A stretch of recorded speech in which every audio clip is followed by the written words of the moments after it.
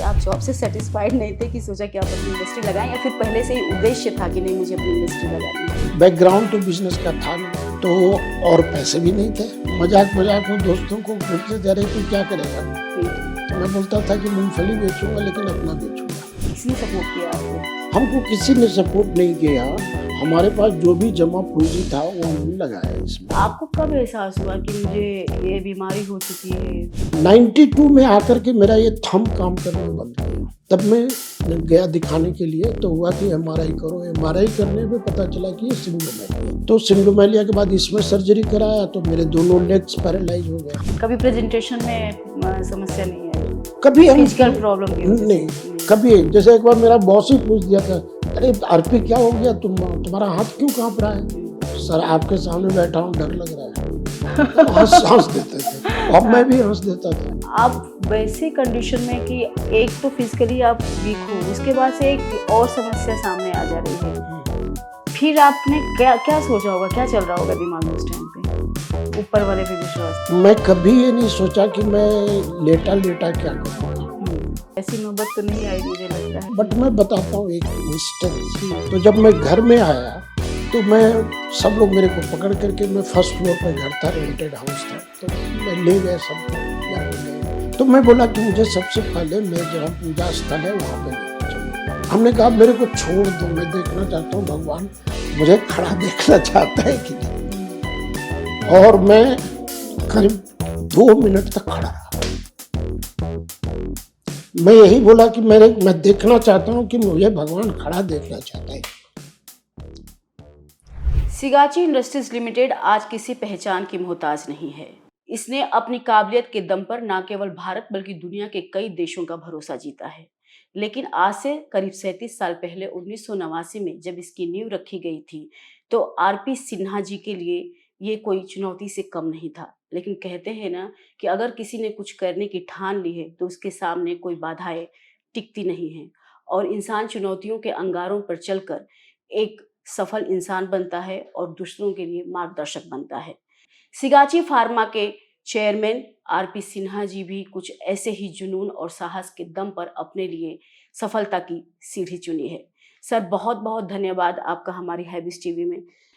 आपने अपनी पढ़ाई बनारस में की सर, और उसके बाद वहाँ से इतनी दूर तेलंगाना में आकर इंडस्ट्रीज लगाना, आपके मन में कैसे ये विचार आया?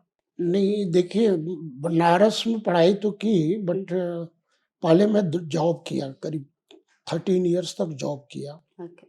तो मैं अपनी जॉब की लाइफ शुरू की फरीदाबाद से। उसके बाद फिर रेणुकूट गया। रेणुकूट यूपी में है। उसके बाद रेणुकूट से मैं यहाँ हैदराबाद आया। तो हैदराबाद आने के बाद यहाँ पे करीब मैं 7 साल काम किया। अच्छा। उसके बाद मैं अपनी इंडस्ट्री लगाई। तो जब आप जॉब कर रहे थे तो क्या आपको क्या आप जॉब से सेटिस्फाइड नहीं थे कि सोचा कि आप अपनी इंडस्ट्री लगाएं, या फिर पहले से ही उद्देश्य था कि नहीं मुझे अपनी इंडस्ट्री लगानी? नहीं देखिए, ऐसा है कि थोड़ा सा बैकग्राउंड में जाएंगे। BIT सिंदरी से मैं किया ग्रेजुएशन केमिकल इंजीनियरिंग में। BIT सिंदरी उसमें प्रीमियम इंस्टीट्यूट में आता था। वहां से मैं आ गया बनारस।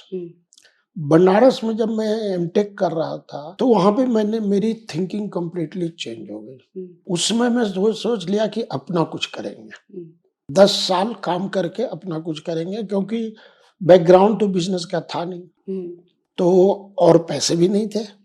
तो हुआ कि पैसा थोड़ा जोड़ेंगे और उसके बाद करेंगे, शुरू करेंगे।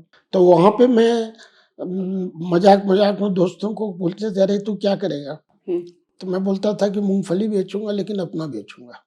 ये चीज वहीं से शुरू हुआ। अच्छा। हालांकि सब मजाक में बोलते थे तू केमिकल इंजीनियर है, तेल बेच, मूंगफली मत बेच। मैंने कहा जो भी है, मैं तेल का पैसा रहेगा तो तेल बेचूंगा, मूंगफली का पैसा रहेगा मूंगफली बेचूंगा, लेकिन अपना करूंगा। तो उसी को ढूंढते हुए कि एक तो अपने पास इंडस्ट्री का एक्सपीरियंस नहीं था, पैसा नहीं था, तो इंडस्ट्री का एक्सपीरियंस पहले लेना मैं जरूरी समझा। तो धीरे धीरे करके इंडस्ट्री का एक्सपीरियंस लिया मैं। तो 10 साल में तो मैं नहीं छोड़ पाया, बट 13वें साल में छोड़ दिया अपनी जॉब को, नौकरी छोड़ दिया कि अब हमको जो है सो बहुत हो गया, और अपना शुरू किया। तो ये बनारस से ही मेरे को दिमाग में एक कीड़ा पैदा हुआ। सर आप हैं कहाँ के, बिहार में कहाँ से हैं आप? बिहार में हम लोग का उसमें मुंगेर डिस्ट्रिक्ट था, अच्छा। अभी जो है सो शेखपुरा डिस्ट्रिक्ट है। हम्म, और बचपन मेरा वहीं रहा। मैं एक ऑटोबायोग्राफी लिखा हूँ, ओके। Beyond the shadows. हाँ हाँ, मेरे पास भी है ये। हाँ, तो ये हाँ। इसमें जो है सो मैं पूरा वर्णन किया हूँ कि कैसे मतलब वहाँ पे कहाँ रहा, कैसे किया। और गिरिडीह से मैं स्कूलिंग किया। फादर बिहार फॉरेस्ट में थे, तो जॉब में थे, तो गिरिडीह से स्कूलिंग किया, हिंदी मीडियम से। अच्छा। उसके बाद सिंदरी में मेरा एडमिशन हो गया। सिंदरी कंप्लीटली इंग्लिश मीडियम था, तो 6 महीने तक तो लेक्चर समझ में ही नहीं आता था कि चैलेंज रहे होंगे। प्रोफेसर बोल क्या रहा है। हाँ। एक्सेप्ट फिजिक्स, केमिस्ट्री, मैथमेटिक्स, ये सब को प्रॉब्लम नहीं थी। अच्छा। लेकिन बाकी चीज तो समझ में ही नहीं आता था। आधा चीज क्या बोल रहा है पता ही नहीं चलता था। धीरे धीरे धीरे करके जो है सो समझ में आया, अच्छे फर्स्ट क्लास पास किया। तो एमटेक करने के बाद मेरे को ओएनजीसी में जॉब लगा था, जो ओएनजीसी उसमें हाईएस्ट पेइंग कंपनी थी। मैं नहीं गया, मैंने कहा मैं नहीं करता। एक बार गवर्नमेंट में गया तो मैं वापस नहीं आ पाऊंगा, बाहर नहीं आ पाऊंगा। उलझ जाते हैं इंसान, ये तो है। तो इसलिए मैं गया ही नहीं। और उसका नतीजा ये है कि आज यहाँ पे हूँ। सर आपकी इंडस्ट्री तेलंगाना में ही है या फिर और कंट्री के और कई जगहों पे है? नहीं, मैं 89 में शुरू किया था, तब तो हैदराबाद में शुरू किया था, उसमें आंध्र प्रदेश था। और 2004-2005 में मैंने स्टार्ट किया गुजरात में। अच्छा। डाइवर्स मतलब एक्सपेंड किया। गुजरात में अभी 2 प्लांट है, तो मदर प्लांट तो हैदराबाद ही है, बट वो दोनों मिला के इससे बड़े हैं अभी गुजरात का सेटअप। यहाँ और गुजरात दो ही जगह? दोनों जगह। बिहार में कुछ करने का इरादा नहीं? डर लगता है। डर लगता है? डर लगता है। मतलब वहाँ का जो इन्वायरमेंट है वो बिजनेस फ्रेंडली तो है ही नहीं, वो तो ऐसे भी पता चलता है। बट जो वहाँ पे है ना क्या कि लोगों को काबिलियत से जज नहीं करना, उसकी जाति से जज करना, वो तो अभी भी है, आज भी है। तो सर आपको ये इंडस्ट्री ओपन करने जब आपने शुरुआत की तो कैसे चैलेंजेस आए आपके सामने? चैलेंजेस ये था कि ऑफिस में आके झाड़ू लगाते थे, टेबल साफ करते थे, सब काम करते, जरूरत पड़ता था तो कर लेते थे। 1-2 आदमी थे, वो नहीं आया तो क्या करेंगे, काम तो चलेगा। तो भाई ऑफिस साफ कर लो, टेबल साफ कर लो और बैठ जाओ, काम शुरू कर लो। 10 मिनट के लिए स्वीपर बन जाओ। और उसके अलावा मतलब जो भी होती हैं जैसे सरकार की तरफ से, मतलब प्रोसेस बहुत होती है ना, एक कंपनी आपने या प्रोसेस बहुत होती है। बट मेरे को बहुत अच्छा सपोर्ट मिला, मेरे को बहुत अच्छा सपोर्ट मिला। और मैं जैसे इंस्टीट्यूशंस मेरे को एपीएसएफसी ने बहुत सपोर्ट किया, बैंक ने बहुत सपोर्ट किया, लेकिन आज तक किसी का भी मैं 1 पैसा डिफॉल्ट नहीं है मेरा अकाउंट जो है सो 0 एरर में आता है। तो सपोर्ट मिला मेरे को। इसलिए लोग ये करते हैं ना कि भाई मेरे को ये सपोर्ट नहीं मिलता है, बट उसके पहले अपने सोचिए कि आपने अपनी क्रेडिबिलिटी बढ़ाई क्या। आप क्रेडिबिलिटी बढ़ाने के चक्कर में नहीं रहते हैं और ये करते हैं। आज तक देखिए 35 इयर्स हो गया इस इंडस्ट्री को, आज तक किसी बैंक से, इंस्टीट्यूशन से कोई डिफॉल्ट नहीं है, एक गवर्नमेंट का केस नहीं है, एक भी केस नहीं है। जब आपने शुरुआत की थी इंडस्ट्री की तब ये आंध्र प्रदेश था, अभी ये तेलंगाना हो गया है, तो दोनों के टाइम पे कितना डिफरेंस लगा आपको सरकार की तरफ से कुछ? इस पे मैं कमेंट नहीं करना चाहूंगा। और गुजरात भी मैं जैसे गया तो गुजरात में भी हमको कोऑपरेशन मिला। गुजरात का एक चीज प्लस पॉइंट क्या है ना कि वहाँ पे everybody is business minded, government staff भी बिजनेस माइंडेड, वहाँ ज्यादा इजी है, ज्यादा इजी है, ज्यादा ही। और किसी स्टेट में आप अपना स्टार्ट करना चाहते हैं? नहीं, अभी जैसे आंध्रा में कर्नूल में है एक्सपेंशन का ये। अच्छा, कर्नूल में। हाँ, गुजरात में जो है ना that whole system is business oriented. Okay. That staff से भी कुछ बात कीजिएगा तो बिजनेस तरह की बात करेगा, तो वो अपने को सिंक्रोनाइज हो जाता है, वो सिंक्रोनाइज कर जाता है, तो इसलिए इजी है। और गुजरात जाने का मेरा खास मकसद ये था कि उसमें यहाँ पे पावर की क्राइसिस बहुत थी। 2005-2004 में। अच्छा। और वहाँ मैं मटेरियल सप्लाई करता था तो जाता रहता था, तो वहाँ देखता था कि पावर सरप्लस है, वहाँ घरों में कभी पावर ही नहीं कट होता था। ये तो मैं पूरा पता किया तो पता चला यहाँ तो पावर आपको जितना चाहिए मिल जाएगा। तो फिर मैं वहाँ पे शुरू किया। आपका ये जो प्रोडक्ट है ये कितनी कंट्री में सप्लाई होता है? ये करीब करीब 60+ कंट्रीज में होता है। हमारा 70% एक्सपोर्ट है।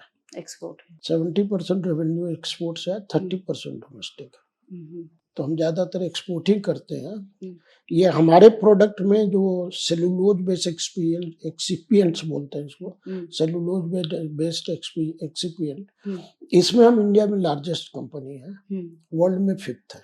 अच्छा सर, आपका फूड का भी है कुछ ऐसे? हाँ, उसमें वो फूड में भी जाता है, फूड में जाता है, न्यूट्रास्यूटिकल में जाता है, फार्मा में जाता है।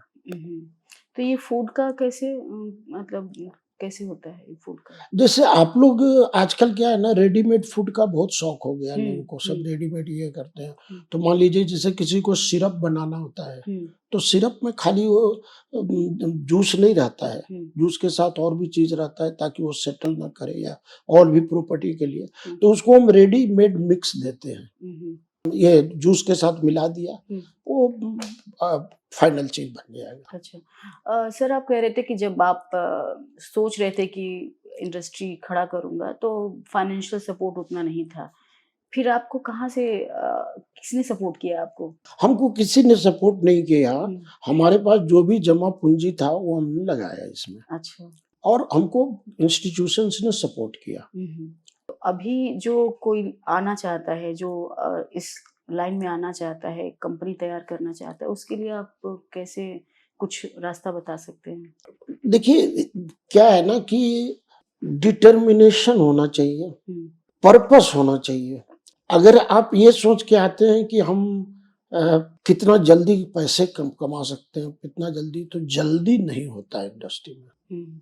अगर 3 साल में आप अपनी इंडस्ट्री को प्रॉफिट में ले आते हैं तो आप बहुत काबिल आदमी हैं।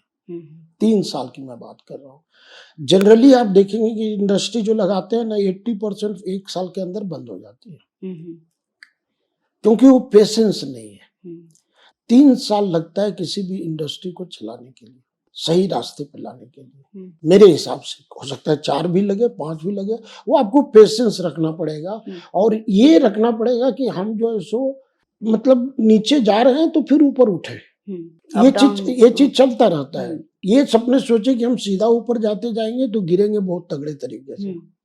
तो नीचे ऊपर अप एंड डाउन लगा रहता है। जहां पे आप डाउन गए तो आप जो है सो अपसेट नहीं होइए, आप ये सोचिए कि नहीं हमको इसको ठीक कर लेना। अभी आप ग्रेजुएशन कर रहे थे तभी आप एक बीमारी की चपेट में आए थे, तो ऐसे कंडीशन में आपने खुद को कैसे पॉजिटिव रखा और फिर इतनी बड़ी उपलब्धि हासिल की? देखिए जब मेरे को ये हुआ था तो उसमें तो मैं सिंदरी में था और उसमें काफी मतलब अपसेट हुआ था।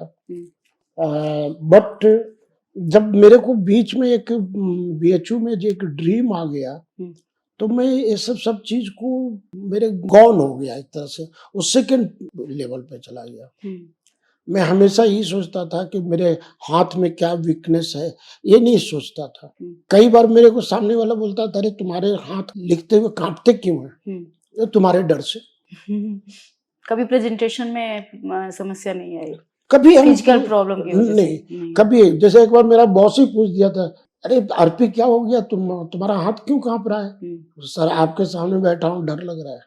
तो हंस देते थे और मैं भी हंस देता था। तो ऐसा है ना कि अच्छी चीज बोलिए या बुरी चीज बोलिए, मैं ज्यादा सोचता नहीं हूँ। मेरी ये आदत है, जैसे मैं लोगों को बोलता हूँ कि मेरी आदत है कि स्विमिंग पूल में कूद जाओ तब देखो कि गहराई कितनी है, कूद के देखो कितना टेम्परेचर है, पानी ठंडा है कि गर्म है, ऊपर से नहीं देखो। सर बात विदाउट एक्सपीरियंस अगर डूब गए तो कूद गए तो? नहीं होता है ऐसा, नहीं होता। नहीं। आपका डर है जो डुबाता है। आप 1.5 साल 1 साल 6 महीने के बच्चे को पानी में डाल दीजिए, वो तैर जाएगा अपने आप, वो नहीं डूबेगा। कभी देखिए कोशिश करके, खड़ी हो जाइए और 6 महीने के बच्चे को आप जो है ना, 1 साल का बच्चा फिर भी डरने लगता है, 6 महीने के बच्चे को आप ऐसे रख करके पानी में देखिए, वो हाथ पैर मारेगा और डूबेगा नहीं वो। हम्म, ये जो मन का डर है ना, हम्म। वो डर सबसे खराब चीज है। ये आपको जो बीमारी है इसका नाम है माइलिया। श्रिंजोमिलिया। हम्म। तो ये आपको कब एहसास हुआ कि मुझे ये बीमारी हो चुकी है? फिर इसका जब मैं 4th ईयर में था तो मेरे को लिखते हुए जो है ना उंगलियां वीक हो जाती थी। मात्र 4 साल की उम्र में? नहीं, 4th ईयर में, मतलब Fourth year, इंजीनियरिंग के इंजीनियरिंग 4th के ईयर। 4th ईयर में। हाँ, उसके अच्छा। पहले मेरे को कोई एहसास नहीं था। तो ऐसे ऐसे करता था, ये सब करके थोड़ा सा एक्सरसाइज जैसा, सब लोग देखते थे बीच में क्या हो गया इसको, क्या ठीक है भाई। वो फिर मैं लिखना शुरू कर देता था। तो धीरे धीरे जो है ना, ये वेस्टिंग ऑफ मसल्स थोड़ा सा यहाँ पे दिखाई पड़ने लगा। तो मैं डॉक्टर से गया ये करने के लिए, तो बोले कि नहीं, ये तो है, कुछ गड़बड़ है, तुम जाके दिखाओ। तो फिर रांची में जाके दिखाया मैं। अभी भी हैं वो डॉक्टर के सिन्हा करके, काफी फेमस फिजिशियन थे। अच्छा। उनको दिखाया, उन्होंने कुछ दवा वगैरह दी, तो दवा से कुछ हुआ नहीं। तो फिर जो है सो यहाँ पे टेंडन ट्रांसप्लांट किया गया। एक ऑर्थोपेडिक सर्जन ने टेंडन ट्रांसप्लांट किया। इंडिया में ही हुआ? इंडिया में ही, रांची में ही हुआ। अच्छा। तो टेंडन ट्रांसप्लांट से जो है ना, मेरे जो है सो थोड़ा उंगलियों में स्ट्रेंथ आ गई, और उसके बाद मेरे को कुछ हुआ नहीं। उसके बाद मैं नॉर्मल रहता रहा। 92 में आकर के मेरा ये थंब काम करना बंद किया। तब मैं गया दिखाने के लिए, तो हुआ कि एमआरआई करो। एमआरआई करने पे पता चला कि ये सिंड्रोमेलिया है। सिंड्रोमेलिया एमआरआई से ही पता चल सकता है, और किसी से नहीं पता चलता है। तो सिंड्रोमेलिया के बाद इसमें सर्जरी कराया, तो मेरे दोनों लेग्स पैरालाइज हो गए। हाँ, मैंने वो भी देखा कि आपके दोनों पैर पैरालाइज हो गए। तो आप वैसे कंडीशन में कि एक तो फिजिकली आप वीक हो, उसके बाद से एक और समस्या सामने आ जा रही है। फिर आपने क्या क्या सोचा होगा, क्या चल रहा होगा दिमाग में उस टाइम पे? ऊपर वाले पे विश्वास था? ऊपर वाले पे बहुत बड़ा विश्वास था। आप विश्वास नहीं करेंगे, ये मैं कभी ये नहीं सोचा कि मैं लेटा लेटा क्या करूंगा। मैं ये जरूर सोचता था कि एक व्हीलचेयर बनाऊंगा, उसको ऐसा बनाऊंगा कि वो सीधा गाड़ी में चली जाए और गाड़ी में वहां फिक्स हो जाए। अच्छा। और मैं ऑफिस आ जाऊंगा। अच्छा। ये मैं कभी सोचा ही नहीं कि मैं बेड पे क्या करूंगा। ऐसी दूसरा नौबत आई नहीं? ऐसी नौबत तो नहीं आई, मुझे लगता है। आप नहीं, ऐसी नौबत तो अभी भी नहीं है। अभी भी मेरे को तो अब धीरे धीरे वीकनेस हो रही है, तो थोड़ा तकलीफ हो रहा है चलने में, लेकिन ऐसी नौबत तो अभी भी नहीं है। बट मैं बताता हूँ एक इंस्टेंस। मैं गया था तो गाड़ी खुद ड्राइव करके गया था सर्जरी के लिए। अच्छा। आया तो व्हीलचेयर पे आया वापस। तो जब मैं घर में आया तो मैं, सब लोग मेरे को पकड़ करके, मैं फर्स्ट फ्लोर पे घर था, रेंटेड हाउस था, तो मैं ले गए सबको, घर में गए। तो मैं बोला कि मुझे सबसे पहले, मैं जब हम पूजा स्थल है वहां पे लेके चलो, जहाँ पूजा करते हैं वहां पे लेके गए। तो मेरा बेटा, बड़ा बेटा भी था साथ में, और वाइफ थी, छोटी बेटी थी। तो मैं जो है सो, हमने कहा मेरे को छोड़ दो, मैं देखना चाहता हूँ भगवान मुझे खड़ा देखना चाहता है कि नहीं। और मैं करीब 2 मिनट तक खड़ा रहा भगवान के सामने। मैं यही बोला कि मैं देखना चाहता हूँ कि मुझे भगवान खड़ा देखना चाहता है। कहाँ से वो स्ट्रेंथ आ गया? भगवान ने साथ भी दिया, आप खड़े हो गए। Yes, that is there. Really उन्हीं का सपोर्ट है कि आप उतने वीक होने के बाद भी आप इतनी बड़ी इंडस्ट्री के मालिक हैं। तो इसलिए जो है ना, दैट उस पे मेरे को बहुत दृढ़ विश्वास है।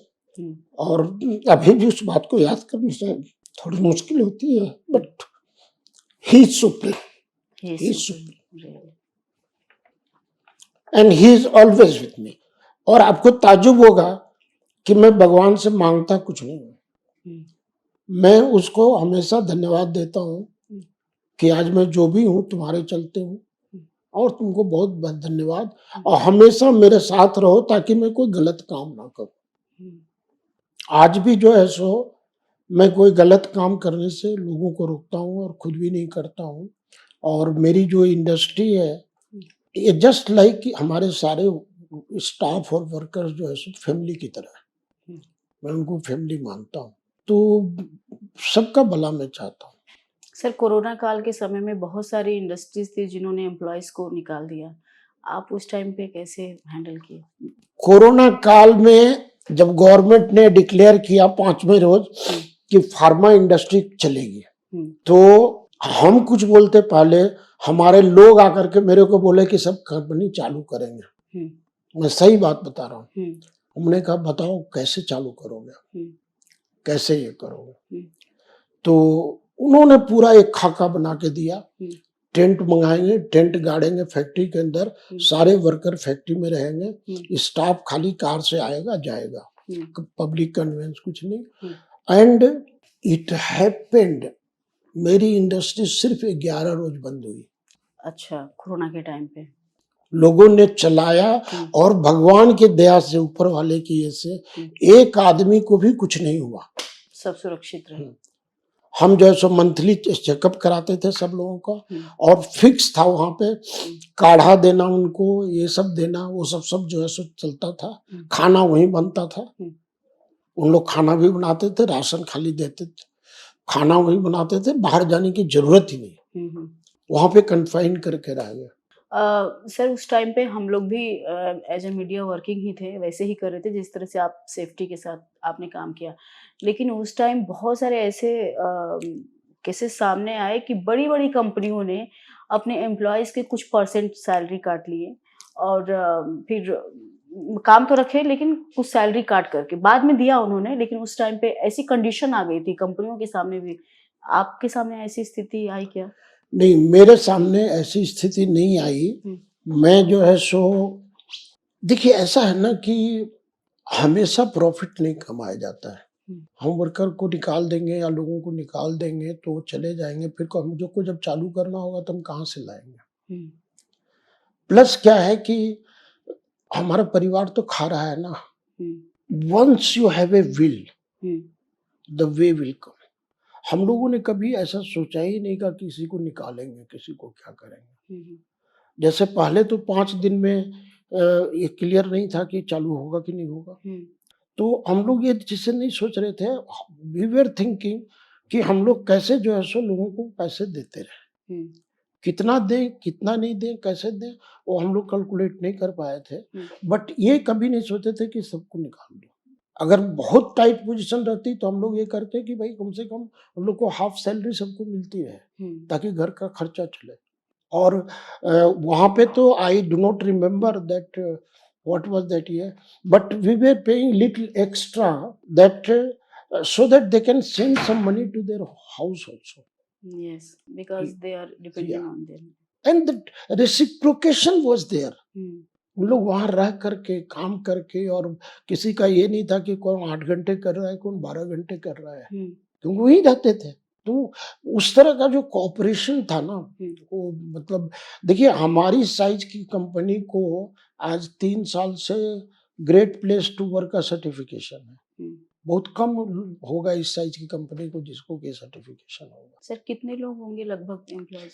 हम लोग के देखिए डायरेक्ट जो हम लोग को फार्मा में जो एम्प्लॉयमेंट है वो करीब करीब 900 लोग हैं। 900 लोग या और उसके अलावा जो है सो करीब करीब 1600 है जो ऑपरेशन मेंटेनेंस में है। हम लोग दूसरे, हम लोग का टेक्निकल एक्सपर्टाइज को इनकैश करते हैं तो हम लोग जो है सो दूसरे का प्लांट भी चलाते हैं। अच्छा। जैसे गुजरात में हम लोग 4-5 प्लांट चला रहे हैं। और ये दिस इधर बालभद्रपुरम में हम लोग एक प्लांट चला रहे हैं। अच्छा। और गवर्नमेंट कंपनी से लेकर के बिरला तक की कंपनी का चला रहे हैं। अच्छा। प्लांट उनका रहता है, रॉ मटेरियल उनका रहता है, हम उनको ऑपरेट मेंटेनेंस करके प्रोडक्ट दे देते हैं। अच्छा। सर जिंदगी में लोग अगर कुछ करना चाहते हैं और फिजिकली उनको दिक्कत हो जाती है तो वो हार मान लेते हैं, एक तरीके से हार मान लेते हैं। उनके लिए आप कुछ मैसेज दीजिए प्लीज। नहीं, मैं जो आप स्टेटमेंट दिए हैं वो मैं नहीं मानता हूँ।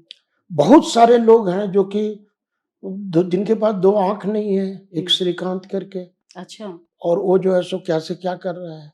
तो ऐसा नहीं है, बहुत सारे लोग हैं जो एक चिक भुजी चिक करके, उसके पैर ही पैदाइश नहीं है, उसका जो है सो आप उसको सर्व करके देखिए, उसका जो नीचे का तलवा है वो यहाँ कमर के पास है लगा हुआ, दोनों हाथ नहीं है। और वो जो है सो ही इज ए कोच। किस चीज के कोच हैं? वो पॉजिटिव मेंटल का कोच है। वो लोगों को जो है सो ये उत्साहित करता है। तो ऐसा है ना कि लोग हैं बहुत। बहुत हैं, हाँ। मैं तो उसमें एक छोटा सा ये हूँ कि मैं सिंजोमाइलिया का होते हुए इतना किया हूँ।